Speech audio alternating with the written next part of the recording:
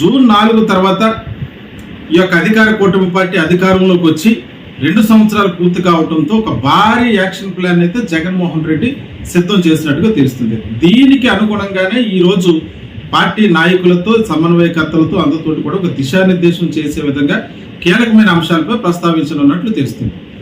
అయితే ఎన్నికల హామీలు అయితే ఏదైతే 2024 ముందు చంద్రబాబు నాయుడు కూటమి పార్టీ ఇచ్చినటువంటి ఎన్నిక హామీలు, అందులో ప్రధానంగా ఆడవాళ్ళకి ఇస్తానన్నటువంటి 1500 విషయమై, అలాగే నిరుద్యోగ భృతి విషయంపై, అలాగే రైతులకు గిట్టుబాటు ధర విషయమై, వీటన్నిటికీ సంబంధించి ప్రభుత్వం యొక్క వైఫల్యాలను ఎండగడుతూ ప్రజా ఉద్యమంగా ప్రజల్లోకి తీసుకెళ్లి వెళ్ళి వాటి యొక్క వైఫల్యాలను ఎండగడుతూ హామీలు అమలు చేయాలనే విధంగా ప్రభుత్వంపై ఒత్తిడి తీసుకురావాలనేటువంటి ఉద్దేశంతో ప్రధానంగా వైఎస్ఆర్ కాంగ్రెస్ పార్టీ ప్రణాళిక సిద్ధం చేస్తుంది. దీనికి సంబంధించి ప్రస్తుతానికి పార్టీలో ఉన్నటువంటి ప్రధానమైనటువంటి కోఆర్డినేటర్లు, సమన్వయకర్తలు వీరందరూ కూడా గ్రామ స్థాయి నుంచి నియోజకవర్గాల్లో ఉన్నటువంటి ప్రతి సమస్యను, ఆ అంశాలపై ఉద్యమాలు గ్రామ స్థాయి నుంచి నియోజకవర్గ స్థాయి వరకు కూడా ఏ విధంగా ముందుకు తీసుకువెళ్ళాలి, ఆ తర్వాత నియోజకవర్గ స్థాయి నుంచి జిల్లా స్థాయిలో జరిగేటువంటి నిరసన కార్యక్రమాలు, వీటికి ఒక ప్రణాళిక సిద్ధం చేస్తున్నారు. దానికి సంబంధించి కూడా ఈ సమావేశంలో మాట్లాడనున్నారు. అయితే జిల్లాల్లో జరిగేటువంటి కీలకమైనటువంటి ప్రతి నిరసన కార్యక్రమానికి కూడా జగన్మోహన్ రెడ్డి నేరుగా హాజరు కానున్నట్టుగా సమాచారం.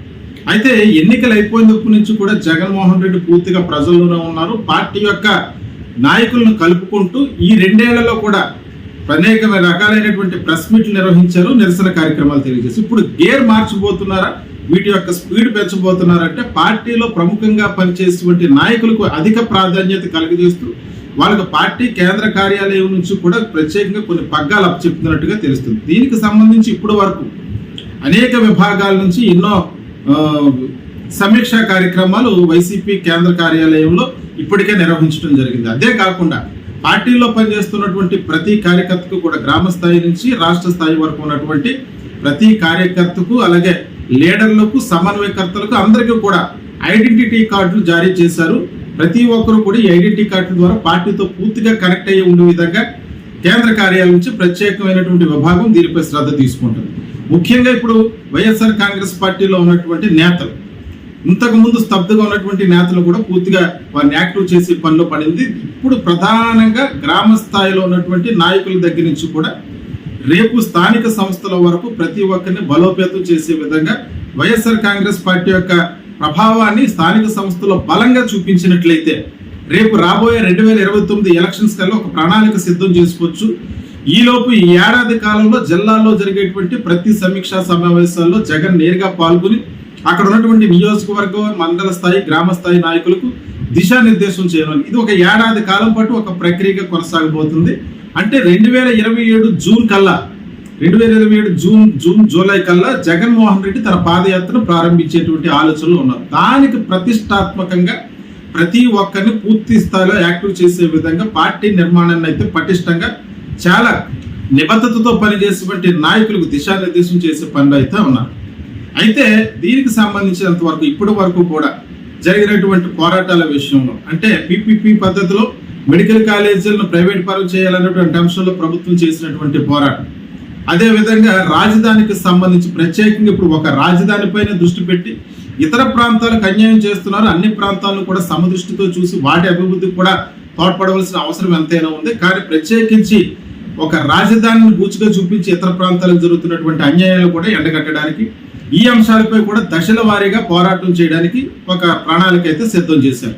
ముఖ్యంగా ఇప్పుడు జరగబోయేటువంటి ప్రతి పోరాటాన్ని, ప్రజా పోరాటాన్ని, ప్రభుత్వ వైఫల్యాలను ఎండగట్టేటువంటి పోరాటాన్ని అంతటి కూడా మీడియా సాక్షిగా, అంటే సోషల్ మీడియా సాక్షిగా, ఐటీ వింగ్ సాక్షిగా దీన్ని బలంగా ప్రజల్లోకి తీసుకువెళ్లాలని చెప్పి భావిస్తున్నటువంటి జగన్మోహన్ రెడ్డి ఆ దిశగా అడుగులు వేస్తున్నట్టుగా తెలుస్తుంది.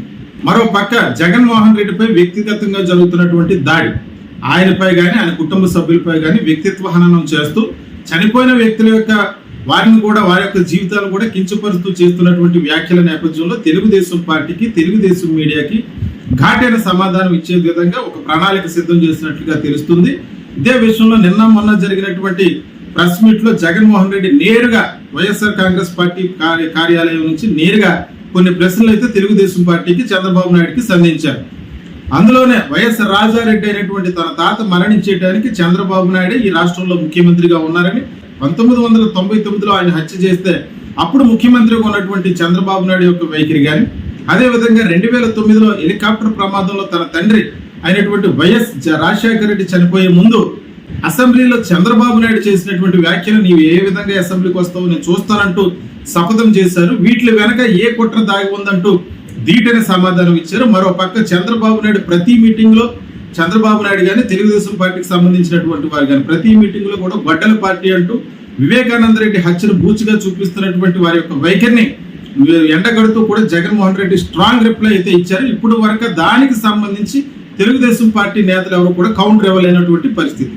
మరోపక్క పెట్రోల్ డీజిల్ వంటి రేట్లు పెంచి ఇంధన పొదుపు చేయాలంటూ పైకి మాత్రం అక్కడ ఉన్నటువంటి కొద్దిమంది ఎమ్మెల్యేలు సైకిల్ పై ప్రయాణం చేస్తున్నట్టుగా ప్రచారం చేసుకుంటూ ఈ తెలుగుదేశం పార్టీకి కూటమి పార్టీకి ముఖ్య నాయకులుగా ఉన్నటువంటి ముగ్గురు కూడా చంద్రబాబు నాయుడు కానీ, లోకేష్ కానీ, పవన్ కళ్యాణ్ కానీ వీళ్ళు మాత్రం ముగ్గురు విడివిడిగా చాపర్లు వాడుతున్నారు. ప్రతి ఎయిర్పోర్ట్ లో సెపరేట్ విమానాలు చాపర్లు ఉన్నాయి. వీరు మాత్రం అటువంటి పొదుపులు పాటించకుండా ప్రజలపై మాత్రం భారం రుద్దుతున్నారు.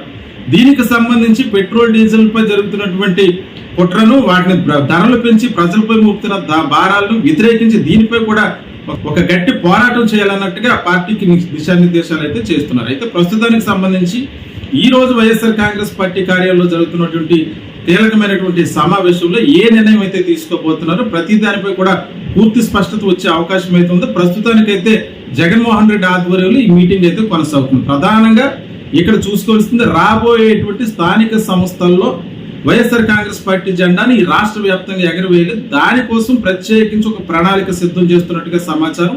అంతేకాకుండా మహానాడు తర్వాత జూలై నెలలో వైఎస్ఆర్ కాంగ్రెస్ పార్టీ కార్యకర్తలందరినీ కూడా కనెక్ట్ చేసే విధంగా వైఎస్ఆర్ కాంగ్రెస్ పార్టీ ప్లేనరీ ఏర్పాటు చేయాలన్నటువంటి ఆలోచనలు కూడా ఉన్నట్టు తెలుస్తుంది. అయితే ఈ మహానాడు అనంతరం జరగబోయేటువంటి పరిణామాలు, అప్పుడు వాతావరణ పరిస్థితులను బట్టి ప్లేనరీ జరుగుతుందా లేదా అన్న దీనిపై కూడా ఒక స్పష్టత అయితే రానుంది. అయితే ప్రస్తుతానికైతే జగన్మోహన్ రెడ్డి నిర్వహిస్తున్నటువంటి కీలకమైన సమావేశం ఒక దిశానిర్దేశం చేసే విధంగా, ప్రభుత్వపై వ్యతిరేక విధానాలను ఎండగడుతూ ప్రజా పోరాటాలకు సిద్ధం చేసే విధంగా, పార్టీని పూర్తిగా యాక్టివ్ చేసే విధంగా కొనసాగుతుందని చెప్పుకోవచ్చు. మరిన్ని వివరాలతో మళ్ళీ మీ ముందుకు వస్తాను. అంతవరకు విడివిడిగా చాపర్లు వాడుతున్నారు. ప్రతి ఎయిర్పోర్ట్ లో సెపరేట్ విమానాలు చాపర్లు ఉన్నాయి. వీరు మాత్రం అటువంటి పొదుపులు పాటించకుండా ప్రజలపై మాత్రం భారం రుద్దుతున్నారు.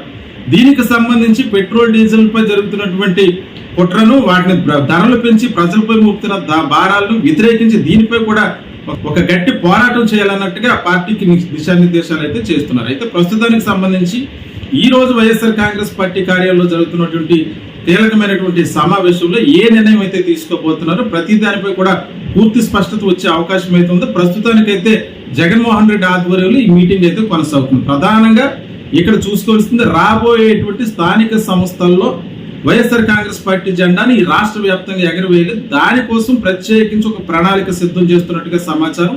అంతేకాకుండా మహానాడు తర్వాత జూలై నెలలో వైఎస్ఆర్ కాంగ్రెస్ పార్టీ కార్యకర్తలందరినీ కూడా కనెక్ట్ చేసే విధంగా వైఎస్ఆర్ కాంగ్రెస్ పార్టీ ప్లేనరీ ఏర్పాటు చేయాలన్నటువంటి ఆలోచనలు కూడా ఉన్నట్టు తెలుస్తుంది. అయితే ఈ మహానాడు అనంతరం జరగబోయేటువంటి పరిణామాలు, అప్పుడు వాతావరణ పరిస్థితులను బట్టి ప్లేనరీ జరుగుతుందా లేదా అన్న దీనిపై కూడా ఒక స్పష్టత అయితే రానుంది. అయితే ప్రస్తుతానికైతే జగన్మోహన్ రెడ్డి నిర్వహిస్తున్నటువంటి కీలకమైన సమావేశం ఒక దిశానిర్దేశం చేసే విధంగా, ప్రభుత్వపై వ్యతిరేక విధానాలను ఎండగడుతూ ప్రజా పోరాటాలకు సిద్ధం చేసే విధంగా, పార్టీని పూర్తిగా యాక్టివ్ చేసే విధంగా కొనసాగుతుందని చెప్పుకోవచ్చు. మరిన్ని వివరాలతో మళ్ళీ మీ ముందుకు వస్తాను. అంతవరకు సెలవు.